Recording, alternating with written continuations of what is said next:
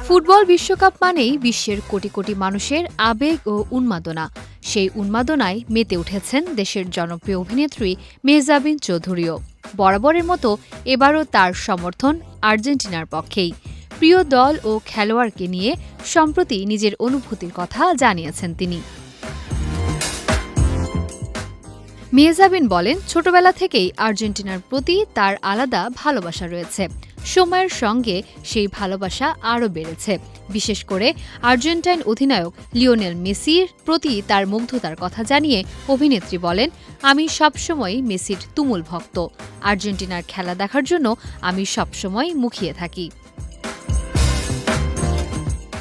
তিনি জানান, শুধু টেলিভিশনের পর্দায় নয়, এর আগে কোপা আমেরিকায় আর্জেন্টিনার খেলা সরাসরি স্টেডিয়ামে বসেও উপভোগ করেছেন। তার পরিবারের বেশিরভাগ সদস্য আর্জেন্টিনার সমর্থক, ফলে বড় কোনো টুর্নামেন্ট এলেই পরিবার জুড়ে উৎসবের আবহ তৈরি হয়। বিশ্বকাপ নিয়ে নিজের প্রত্যাশার কথা জানিয়ে মেহজাবিন বলেন, আমি মনে করি আর্জেন্টিনা শুধু খেলায় নয়, মানসিকভাবেও অনেক এগিয়ে আছে। তারা যদি নিজেদের শতভাগ দিতে পারে তাহলে এবারের বিশ্বকাপটাও মেসিদের হাতেই উঠবে। তবে সমর্থনের ক্ষেত্রে সংযমের কথাও স্মরণ করিয়ে দিয়েছেন এই অভিনেত্রী। তিনি বলেন, অন্য কোনো দলকে আঘাত করে কথা বলা তার পছন্দ নয়।